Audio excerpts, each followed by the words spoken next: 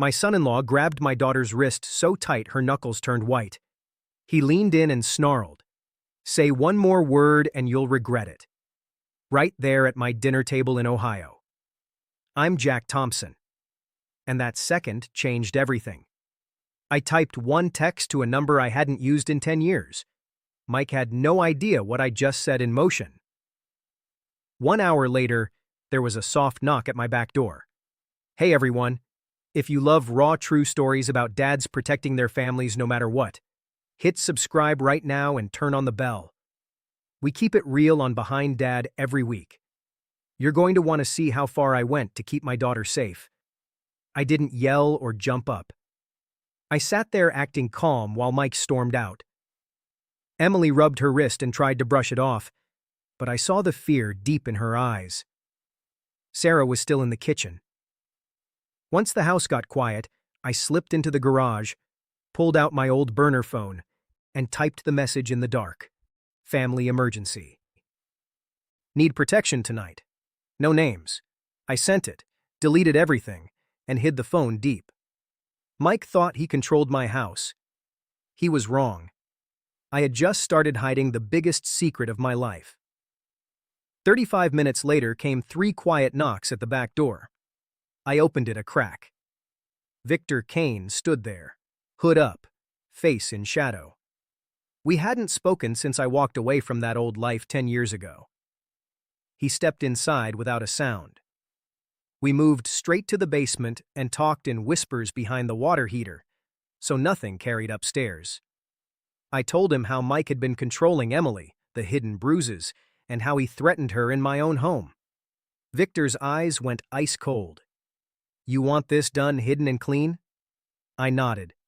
Make him vanish from her life without anyone ever knowing I started it. We planned every step low and careful. No phones after this. No cameras, no traces left behind. I went back upstairs like I'd only checked the furnace. Sarah asked if I was okay.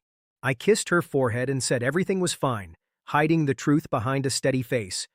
My heart was pounding hard. The hiding had begun. The next morning, Mike walked in like nothing happened, smiling big, coffee in hand, kissing Emily on the cheek. But I caught him scanning the room, nervous like he could feel eyes on him. He had no clue Victor's men had slipped into his office at 4 a.m. and left a plain, unmarked envelope on his desk. Inside were photos of his secret gambling debts, hidden bank accounts, and one quiet line. Touch her again, and your world ends without a sound. No fingerprints, no witnesses. Everything kept perfectly hidden. Emily noticed Mike acting jumpy all day, checking his phone nonstop and looking over his shoulder. For the first time in months, she sat at the table without shrinking down. I kept my face normal, hiding the storm I started. Sarah pulled me into the laundry room later and whispered, "Jack, something feels off. Something feels... What are you hiding from me?" I held her close and said softly, "I'm handling it quietly. Trust me and keep this between us." She searched my eyes but didn't push. I hated hiding from her, but some things only work in the shadows. That afternoon, a block number called. Mike's voice came through, shaky and low. "You did something, old man. I can feel it." I stayed silent and hung up. Victor had warned me this would happen. 2 of his guys waited 2 blocks away in an unmarked car, completely invisible. Mike drove past our street slowly that night, checking the house. I sat in the dark living room with all lights off, holding my breath. He finally left. Victor sent one self-deing text. "He's rattled. Stay hidden." I erased it right away and kept everything quiet.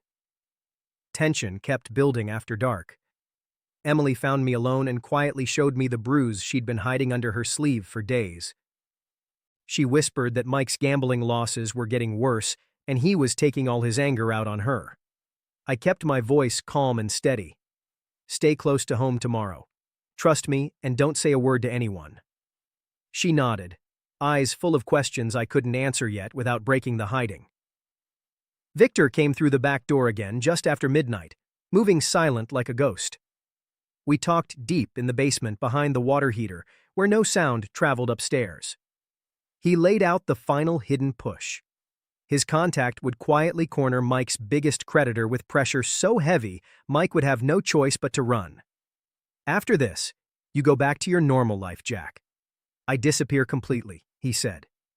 We shook hands like old times. Everything stayed hidden and clean. The next evening, headlights suddenly lit up the whole driveway. Mike showed up with two rough-looking guys. I stayed hidden behind the curtains, baseball bat ready, but out of sight. They pounded hard on the front door, yelling my name. I didn't answer. Then came the distant sirens, Victor's last hidden card. The men panicked, jumped back in the truck, and sped off. Mike pointed back at the house before disappearing into the night. "This ain't over," he shouted. I turned to Emily and Sarah, both pale and scared. "It's almost finished. Just stay inside and keep trusting me." The hiding was working, but we still had one final night. Just before midnight came the softest knock at the back door again. I opened it carefully, expecting Victor. Instead, Rachel, Mike's half-sister, slipped inside fast so no neighbors would see. She looked tired and nervous. "He broke down and called me last night." She whispered, "Told me everything. The debts, the threats, how invisible forces turned his whole world upside down. He's checking into rehab tomorrow morning in another state and already signed the divorce." She handed me the envelope. Emily came downstairs quietly and read the letter with tears running down her face. It was a real apology mixed with fear of the hidden powers that had cornered him so cleanly. Sarah held her daughter tight. I stepped out to the garage for a moment and saw Victor's final self-deing message. "Debt cleared. He's gone for good. Stay safe, brother." I deleted it immediately and smashed the burner phone under my heel, hiding every last trace forever. Mike left town the next week. No more threats, no more fear in my daughter's eyes. The hiding had worked perfectly 6 months later. We sat at that same dinner table, laughing together again.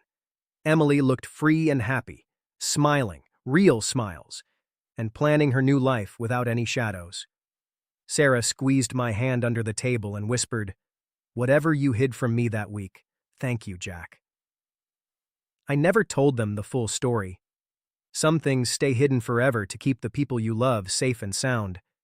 That one text to an old number and the quiet knock at my back door saved my family.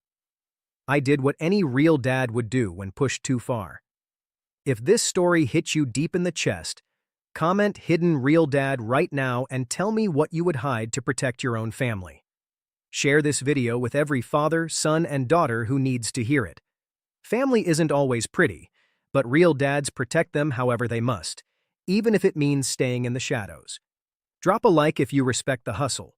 Subscribe for more real stories on Behind Dad, and I'll see you in the next one. Stay strong, stay smart, and protect what matters.